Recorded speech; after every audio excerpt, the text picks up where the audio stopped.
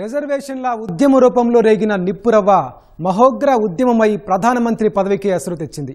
కోటాలో మార్పుల డిమాండ్తో మొదలైన నిరసనలు ప్రధాని షేక్ హసీనా రాజీనామా చేసే వరకు కొనసాగాయి. రోజురోజుకు హింసాత్మకంగా మారిన ఆందోళనల్లో వందలాది మంది విద్యార్థులు, పోలీసులు ప్రాణాలు కోల్పోయినా మరెంతో మంది గాయాల పాలైన నిరసనలను ఆపలేదు విద్యార్థి నాయకులు. అధికార అవామీ లీగ్ సైన్యం నిరసనలు ఆపేందుకు కఠినాతి కఠిన నిర్ణయాలు తీసుకున్నా ఏమాత్రం వెనక్కి తగ్గలేదు. రిజర్వేషన్లను తగ్గించాలన్న బంగ్లాదేశ్ సుప్రీంకోర్టు తీర్పు కూడా ఆందోళనకారులను శాంతింప చేయలేకపోయింది. అసలు ఇంతటి హింసకు కారణమైన ఆ రిజర్వేషన్ల వివాదం ఏమిటి? వాటిని సంస్కరించాలనే డిమాండ్ ఎందుకు వచ్చింది? అక్కడి భారతీయులను రక్షించేందుకు కేంద్ర ప్రభుత్వం ఎలాంటి చర్యలు తీసుకుంది? బంగ్లాదేశ్తో భారత్ సంబంధాలు ఎలా ఉన్నాయి?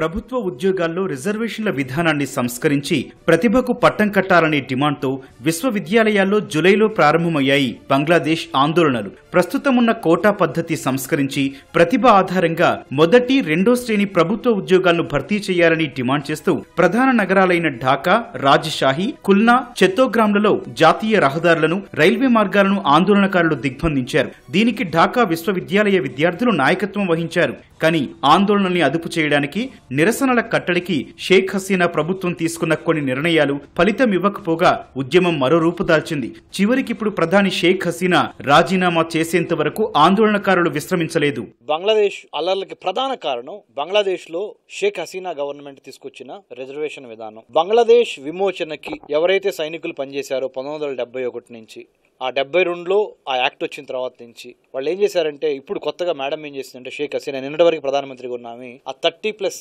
అరౌండ్ 37% రిజర్వేషన్ బంగ్లాదేశ్ సైనికుల పిల్లలకి ఉద్యోగాల్లో ఇవ్వాలి అనేది ఒక ప్రతిపాదన ఆమె పెట్టింది. ఆ ప్రతిపాదనకి వ్యతిరేకంగా, ఆ ప్రతిపాదనని తిరస్కరిస్తా వేల మంది, లక్షల మంది స్టూడెంట్స్ జూలై 1వ తారీఖు నుంచి తీవ్ర అసంతృప్తి వ్యక్తం చేయడం జరుగుతుంది. ఢాకా నుంచి అది బంగ్లాదేశ్లో ఉన్న మిగతా ప్రాంతాలకు పాకి అల్లర్లకి ప్రధాన కారణం అది. బంగ్లాదేశ్లో ప్రస్తుత ఆందోళనలకు మూలం 1972లో తెచ్చిన రిజర్వేషన్ విధానం. దాంట్లో ఏముందంటే, బంగ్లా విమోచనం కోసం పోరాడిన ముక్తి యోధుల పిల్లలకు పబ్లిక్ సర్వీస్ కమిషన్ పరీక్షల ద్వారా భర్తీ చేసే ప్రభుత్వ ఉద్యోగాల్లో 30% కోటా కల్పించిన విధానం అది. 2010లో ఈ రిజర్వేషన్లను ముక్తి యోధుల మనవలు, మనవరాళ్లకు కూడా ప్రభుత్వం వర్తింపచేయడంతో కోటా పద్ధతిపై పెద్ద ఎత్తున నిరసన వ్యక్తమైంది. దాంతో 2018లో ప్రభుత్వం ఈ కోటాను విరమించింది. తర్వాత 2010 నాటి కోటా పునరుద్ధరించాలంటూ 2021లో హైకోర్టులో పిటిషన్ దాఖలైంది. 3 ఏళ్ల విచారణ తర్వాత హైకోర్టు ఈ ఏడాది జూలై 4న 2010 నాటి కోటా నిర్ణయాన్ని సమర్థించింది. 1971 బంగ్లా యుద్ధంలో పోరాడిన ముక్తి యోధుల్లో అత్యధికులు ప్రస్తుత పాలక పార్టీ అవామీ లీగ్ కార్యకర్తలే. దీంతో ప్రతిపక్ష బంగ్లాదేశ్ నేషనలిస్ట్ పార్టీ, జమాతే ఇస్లామీ తదితర గ్రూపులు కోటా పద్ధతిపై విద్యార్థులను పెద్ద ఎత్తున ఆందోళన వైపు నడిపించాయి. చివరకు బంగ్లా సుప్రీంకోర్టు ముక్తి యోధుల వారసులకు రిజర్వేషన్లను 30% నుంచి 5%కి తగ్గించాలని జూలై 21న తీర్పిచ్చింది. 1% ఉద్యోగాలను మైనారిటీ వర్గాలకు, మరో 1% దివ్యాంగులు, ట్రాన్స్జెండర్లకు కలిపి కేటాయించింది. దీంతో బంగ్లాలో మొత్తం రిజర్వేషన్లు 7%కి పరిమితమయ్యాయి. ప్రతిభ ఆధారంగా భర్తీ చేయాల్సిన ఉద్యోగాలు 93%కి పెరిగాయి.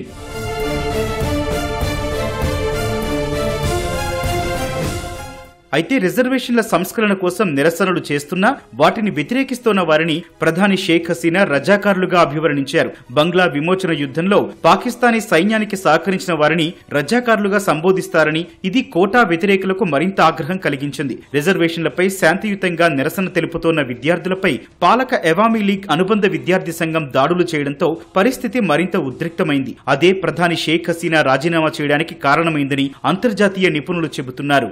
రిజర్వేషన్స్ ని వ్యతిరేకిస్తూ కొంతమంది ఉన్నప్పటికీ కూడా, రిజర్వేషన్స్ ఉండాలని కొంతమంది ఉన్నప్పటికీ కూడా, షేక్ హసీనా గారి పాలసీస్ మాత్రం చాలా కొంతవరకు ఈ పోరాటం చేస్తున్న వాళ్ళు మాత్రం ఉత్తేజపరిచింది. ఎందుకంటే ఎవరైతే పోరాటం చేస్తున్నారో వాళ్ళు మన దేశంపైకి బంగ్లాదేశ్ పైకి దాడి చేసిన రజాకర్స్ తో సమానం అని ఆవిడ పోల్చడం, రజాకర్స్ చేసిన దురాఘాతాలన్నీ కూడా వాళ్ళ మైండ్ లో ఉండడంతో ఇంకొంత వీళ్ళు రెచ్చిపోవడం జరుగుతుంది. మరొక గొప్ప కారణం ఏంటంటే బంగ్లాదేశ్ సుప్రీంకోర్టు కూడా రిజర్వేషన్స్ ని సమ్మతిస్తూ జడ్జిమెంట్లు ఇవ్వడం కూడా కొంతవరకు వీళ్ళందరినీ ప్రేరేపించి ఇంత స్థాయికి తీసుకురావడం జరిగింది. అయితే ఇక్కడ మనం విదేశీ కోణం కూడా ఒకటి చూసుకోవాలి. గత కొంతకాలంగా షేక్ హసీనా గారు చైనాకి అభ్యంతరకరమైన వ్యాఖ్యలు చేస్తూనే ఉంటున్నారు. నేపాలీ న్యూస్ పేపర్లో కానివ్వండి, బంగ్లాదేశ్లో ఉన్న కొంతమంది రీసెర్చర్స్ కానీ చైనా ప్రోత్సాహం ఇక్కడ ఉంది అనే అంశాన్ని కూడా తీసుకొస్తున్నది గమనార్థం అనమాట. నిజానికి రిజర్వేషన్ వల్ల ఎవరికి పెద్దగా ఒరుగుతున్నదేమీ లేదు. బంగ్లాదేశ్ లో ఏటా 3000 క్లాస్ 1, క్లాస్ 2 ఉద్యోగాలను పబ్లిక్ సర్వీస్ కమిషన్ ద్వారా భర్తీ చేస్తున్నారు. వాటిలో మాత్రమే 1000 ఉద్యోగాలను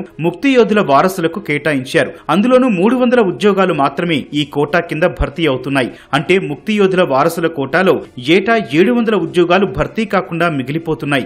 ఏది ఏమైనా బంగ్లాలో నిరుద్యోగ సమస్య తీవ్రంగానే ఉంది.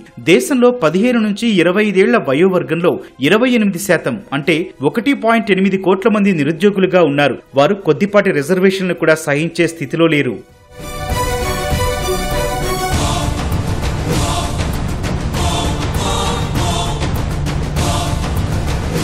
మొత్తం మీద చూస్తే గత నెలలో మొదలైన ఆందోళనలు రోజు రోజుకు హింసాత్మకంగా మారాయి. విద్యార్థి నేతలతో పాటు అధికార అవామీ లీగ్ పార్టీ విద్యార్థి నేతలు ఒకరికొకరు దాడులు చేసుకున్నారు. ప్రధాని షేక్ హసీనా మాటలు అగ్గికి ఆజ్యం పోసినట్లయ్యాయి. ఆమె వ్యాఖ్యలతో మరింత కోపోద్రిక్తులైన విద్యార్థి నాయకులు షేక్ హసీనా రాజీనామా చేసేంత వరకు నిరసనలు చేశారు. శాంతియుతంగా నిరసన చేస్తోన్న వారిని రజాకారులతో పోల్చడంపై నిరసనలు మరో రూపు దాల్చాయి. దీంతో చర్చలకు తన అధికారిక నివాసానికి రావాల్సిందిగా ఉద్యమకారులకు ప్రధానమంత్రి షేక్ హసీనా పిలుపునిచ్చింది. ఆ ఆహ్వానాన్ని తోసిపుచ్చిన విద్యార్థి సంఘాల నేతలు ఆందోళనలకు దిగడంతో శనివారం ఉద్రిక్త పరిస్థితులు నెలకొన్నాయి. శనివారం రాత్రి ప్రభుత్వ, ప్రైవేటు విశ్వవిద్యాలయాల ఉపకులపతులు, సీనియర్ టీచర్లు, కళాశాలల ప్రిన్సిపాళ్లతో ప్రధాని హసీనా అత్యవసర సమావేశం నిర్వహించారు. 3 గంటలకు పైగా జరిగిన ఈ సమావేశంలో విద్యార్థుల ఆందోళనతో నెలకొన్న పరిస్థితిపై చర్చించినట్లు అధికార వర్గాలు తెలిపాయి. మరోవైపు ఆందోళనను ఆపేది లేదని స్పష్టం చేసిన విద్యార్థులు ఆదివారం నుంచి శాసనోల్లంఘన ఉద్యమానికి పిలుపునిచ్చారు. పోలీసులు, ప్రభుత్వ అధికారులు ప్రభుత్వం వైపు కాకుండా